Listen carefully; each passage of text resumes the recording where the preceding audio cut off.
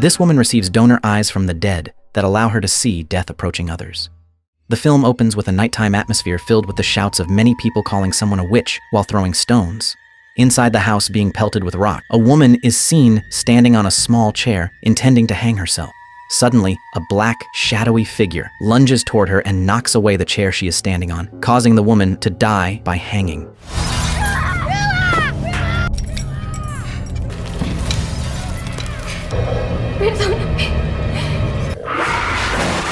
The film then truly begins and shifts to the story of a woman named Sydney. Sydney is a successful classical violinist from Los Angeles, but behind her success lies something even more remarkable, as she is actually blind. Sydney has been blind since she was 5 years old due to a fireworks accident.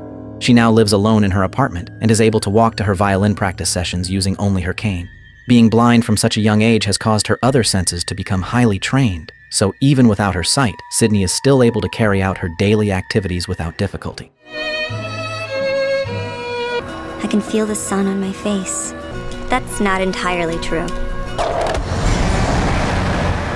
After finishing her activities, Sydney returns home and appears eager to undergo a corneal transplant.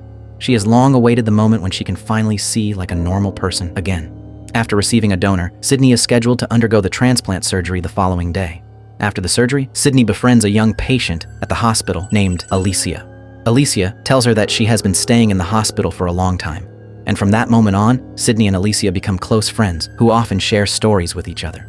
A few days later, it is time for Sydney to have the bandages removed from her eyes. At first, her vision does not immediately become clear like normal eyesight, as everything still appears blurry, and she is told she must wait for some time for her condition to stabilize. I want you to try and reach out. Okay? That night, Sydney wakes up after hearing strange noises. She then sees the shadow of an elderly female patient beside her, waking up and being led away by a black, shadowy figure. Curious, Sydney begins to follow the elderly woman, but unsettling things start to happen around her. Mrs. Hellman.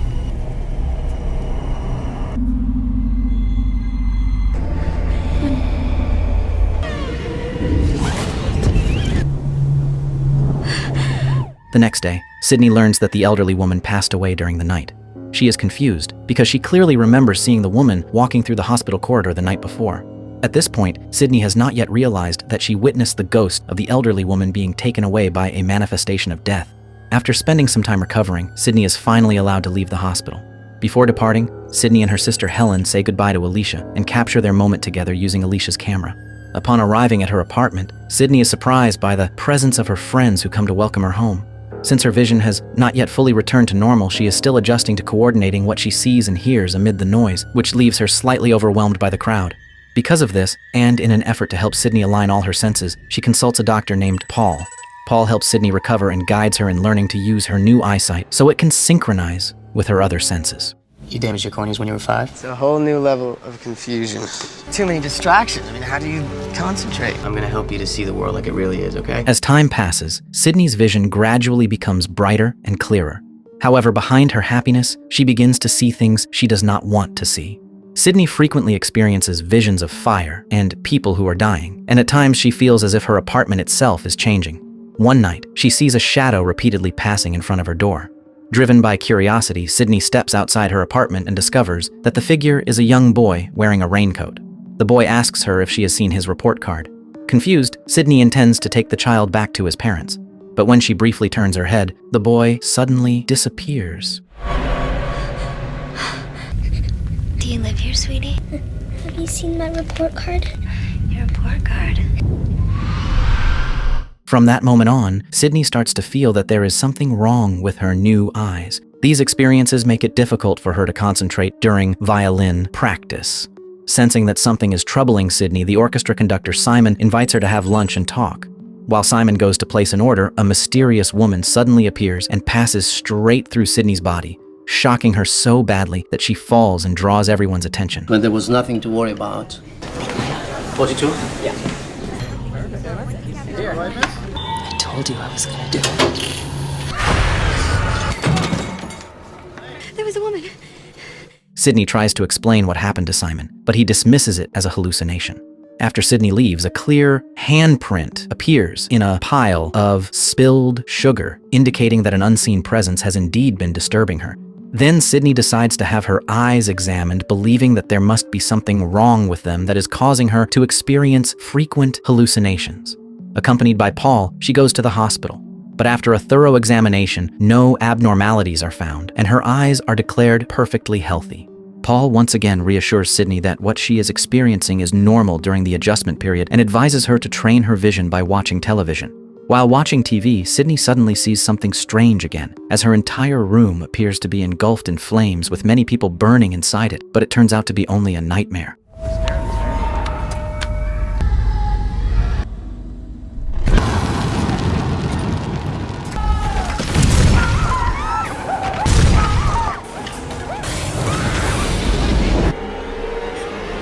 Panicked, Sydney rushes out of her apartment while trying to call Helen, but she cannot reach her.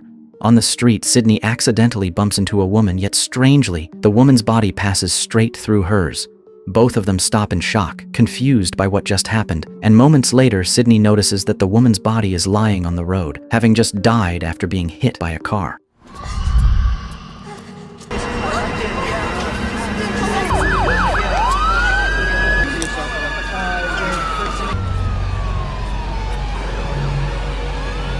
Sydney then sees the woman's spirit being taken away by the terrifying black shadow she has seen before, and the shadow growls angrily at Sydney after realizing that Sydney can see it.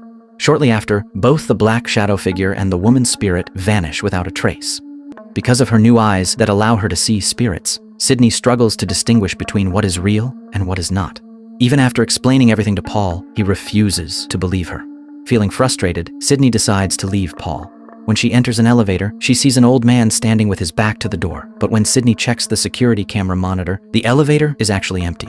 She immediately realizes that the old man is a ghost and refuses to get in. Sydney then chooses to take another elevator after making sure there is no ghost inside. At first, she thinks everything will be fine, but the ghost suddenly appears in the same elevator with her. Panicking, Sydney desperately tries to open the elevator doors.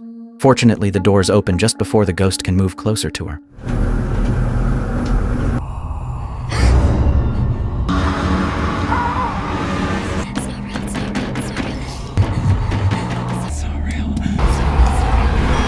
After leaving the elevator, Sydney encounters the boy wearing a raincoat once again. The boy keeps asking about his missing report card, but Sydney tells him that she has not seen it. Suddenly, the boy jumps out of the apartment window. Shocked, Sydney rushes to the window and looks down, but there is no body below. Moments later, the boy suddenly appears again and starts chasing her. Sydney finally realizes that the boy is actually a ghost.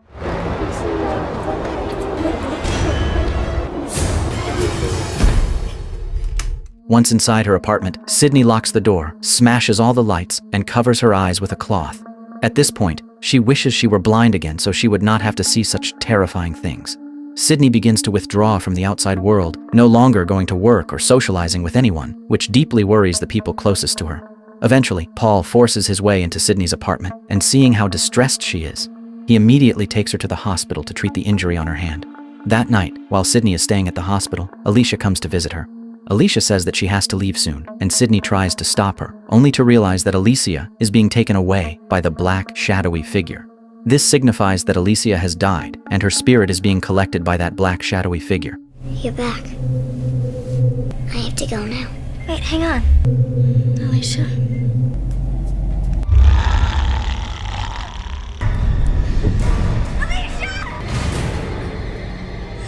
When Sydney later wakes up, Helen is already there and gives her a photo of Sydney and Alicia that they took before Sydney left the hospital. This concept is known as the theory of cellular memory. What Sydney has been seeing could be the final memories of her eye donor. Sydney then goes to meet Paul, intending to ask for the identity of the donor. However, Paul refuses to give it to her, explaining that donor identities are confidential and cannot be accessed freely. If Paul were to obtain that information illegally, he would be risking his career as a doctor. Disappointed by Paul's decision, Sydney chooses to leave. I could lose my license. I have to find out who she was. You can't ask me to do that. Hold on to that license. In her apartment, Sydney once again looked at herself in the mirror and felt that the face she saw every time was not her own, but the face of the woman who had donated her eyes to her. Sydney then tried to communicate with the owner of those eyes, asking what she wanted. Suddenly, Sydney's hand moved on its own, as if it were being controlled by the donor of the eyes. After that, Sydney experienced another vision of a fire incident and began to think that the fire might have been the cause of the woman's death. What do you want? But how can I if you won't even tell me?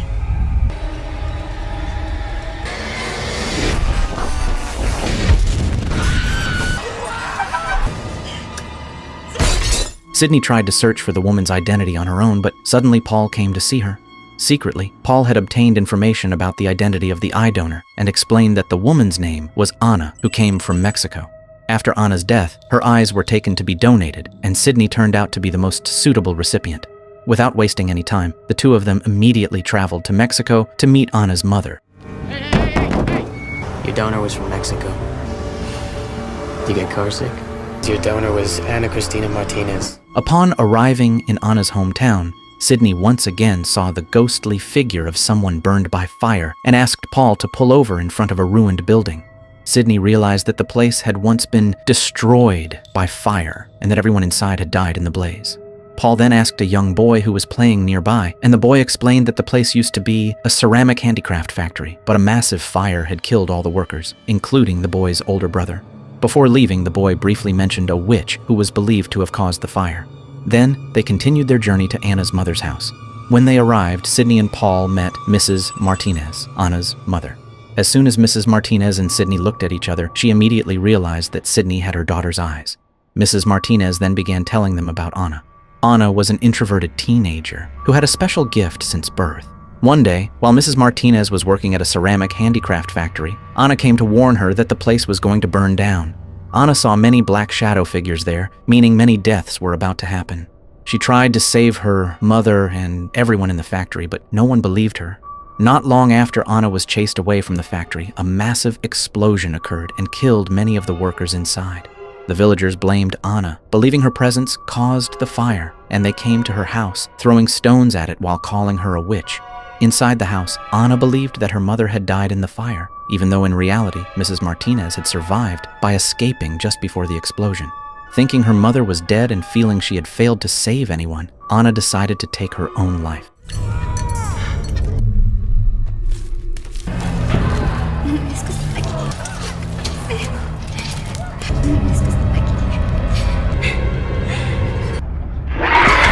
After Anna's death, her mother agreed to donate Anna's eyes, and Sydney became the recipient.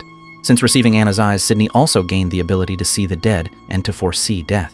While Mrs. Martinez was telling Anna's story, Sydney suddenly saw the black shadow figure appear behind her, signaling that death was approaching.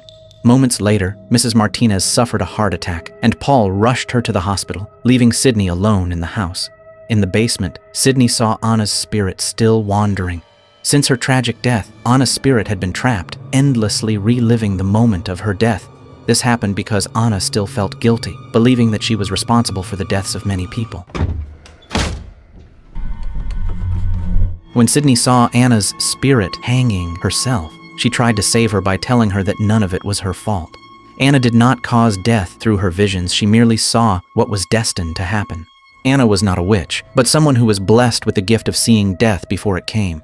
After hearing this, Anna's spirit finally found peace and disappeared. After their business was settled, Sydney and Paul quickly left Mexico.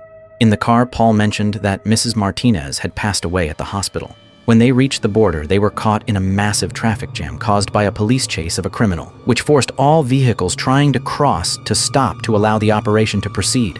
At that moment, Sydney began seeing black, shadowy figures entering the cars in the line.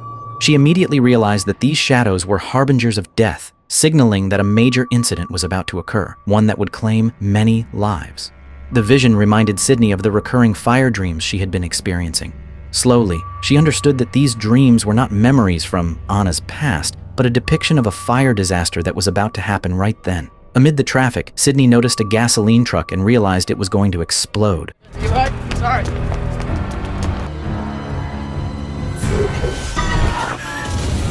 Everything I dreamed wasn't from Anna Christina's life. It was from this.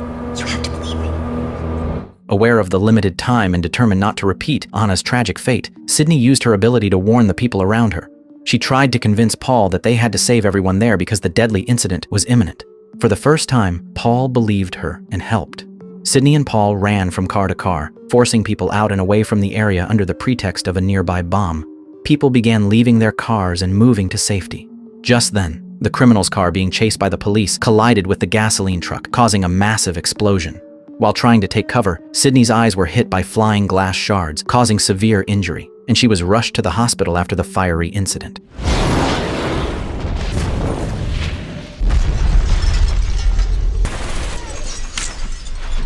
Safe then, Sydney.